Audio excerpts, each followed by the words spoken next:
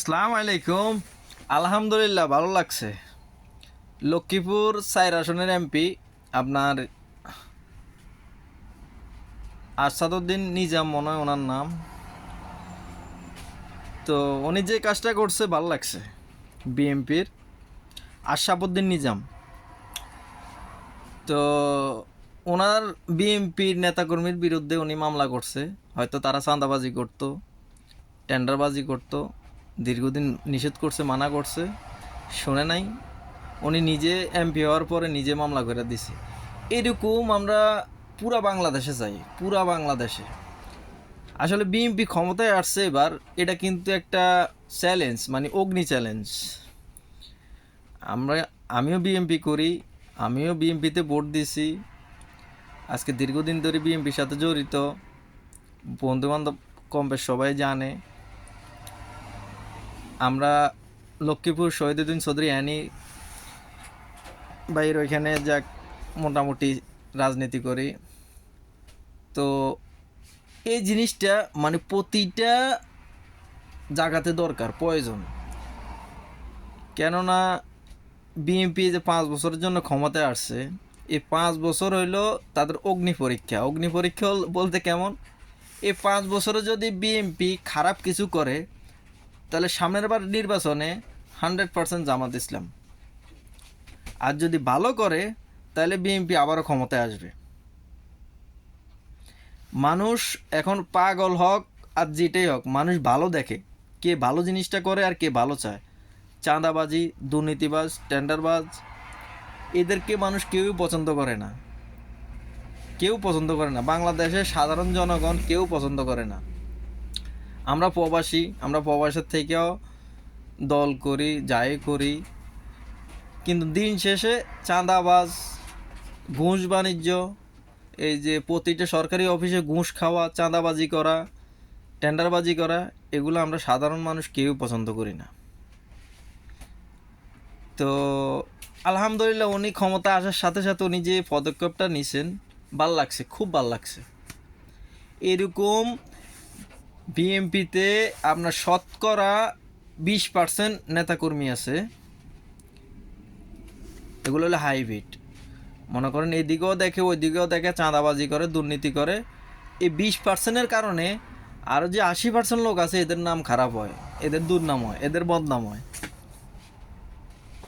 তো আশা করি যে উনি যে পদক্ষেপটা নিছে, এটা যাতে সবাই নেয়, যে চাঁদাবাজি, দুর্নীতি এগুলো চলবে না। রাজনীতি আদর্শের রাজনীতি করবা। জিয়া রহমানে যে রাজনীতি শিখে গেছে, আদর্শের রাজনীতি, সেই রাজনীতি করো। মানে ও নিউজটা দেখে, খবরটা দেখে খুবই ভালো লাগছে, খুবই ভালো লাগছে। মন থেকে ওনারে মানে রেসপেক্ট জানাই।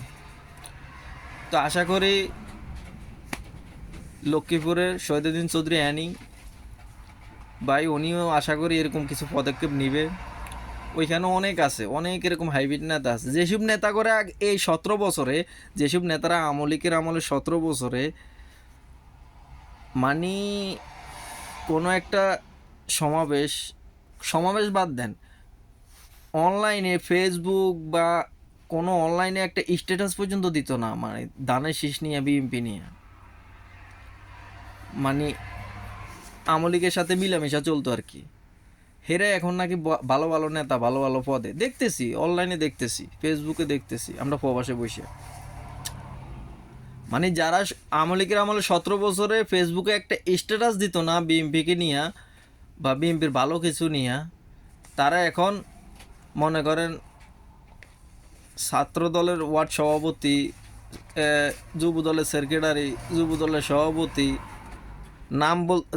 নাম ধরে বলবো, অনেকগুলো এরকম নাম বলতে পারবো, যারা গত আমলিকের আমলে 17 বছর যে একটা স্ট্যাটাস পর্যন্ত দিতে পারে নাই বা একটা কিছু ছাড়তে পারে নাই, যে এইভাবে চলছে, তারা এখন ভালো ভালো পদে।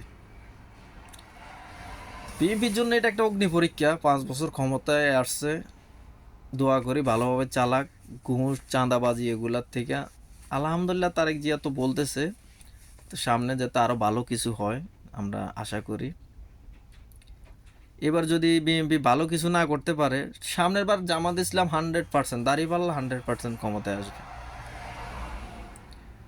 এবার যদি বিএনপি ভালো কিছু না করে, চাঁদাবাজি, দুর্নীতিবাজ, এই যে দুর্নীতিবাজ, চাঁদাবাজ, এগুলোর যদি বহিষ্কার এবার না করতে পারে বিএনপি, তাহলে এই বছর যারা বিএনপিতে ভোট দিছে, সামনের বার নির্বাচনে দেখবেন এরা জামাত ইসলামরে ভোট দিবে, বিএনপিকে আর ভোট দিবে না।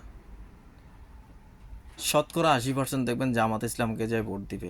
যদি বিএনপি এবারে 5 বছরে যে বিএনপির ভিতরে যে নেতাকর্মীগুলো আছে, যারা ওই যে চাঁদাবাজি করে, দুর্নীতি করে, টেন্ডার বাণিজ্য করে, ঘুষ বাণিজ্য করে, এদেরকে যদি বরখাস্ত না করতে পারে, এদেরকে যদি সোজা না করতে পারে, এদেরকে যদি ছাড়ে না করতে পারে, এবার 2026 সালে যারা সাধারণ জনগণ যারা বিএনপিতে ভোট দিছে, তারাই দেখবেন বিএনপি থেকে মুখ ফিরাই নেবে এবং কি ওই ভোটটা দাঁড়িপাল্লায় দিবে এর পরের বারের নির্বাচনে, 5 বছর পরে যে নির্বাচন আসবে ওই নির্বাচনে। এটা কিন্তু হাকিকত, এটাই বাস্তবতা। হয়তো এখন কথাগুলো আমি বলতেছি শুনতে খারাপ শোনা যায়, কেননা এবারকার নির্বাচনে আমাদের প্রবাসীদের অনেক অবদান আছে, অনেক অবদান আছে। লক্ষ্মীপুরে আমরা প্রবাসীরা বিএনপির প্রবাসী ফোরাম, অনেক ফোরামের সাথে আমরা জড়িত ছিলাম। বিগত যখন বিএনপির অবস্থা ভালো ছিল না, শ্রম দিয়ে হোক, অর্থ দিয়ে হোক, যেভাবে হোক আমরা হেল্প করছি, সেটা জানে, সেটা বিএনপির ভালো ভালো নেতা কর্মীরাও জানে এবং সবাই কম বেশ জানে। এবং কি এবারকার নির্বাচনে প্রতিটা ওয়ার্ডে প্রবাসীদের ভোট বেশি পেয়েছে বিএনপি। কেননা একটা প্রবাসী প্রবাসে থাকে, সে একজন না, তার বাড়িতে আরও 5-6জন সদস্য আছে। আর ওই প্রবাসে বৈশাখ যেটা বলে বাড়িতে, যে ভোট এখানে দিবেন, বাড়ির ফ্যামিলির লোক ওইটাই শুনে, ওইটাই শুনতে বাধ্য। প্রবাসীদের অবদান অনেক আছে, হয়তো এই কথাগুলো কেউ বলে না বা বলতে চায় না, এটা বাস্তবতা। যাক, অনেক কথা বলে ফেললাম, যদি ভাই ভুল ত্রুটি হয় ক্ষমা করে দিন। আমিও বিএনপি করি, আমিও বিএনপির সাপোর্টার, এটাই আর কি।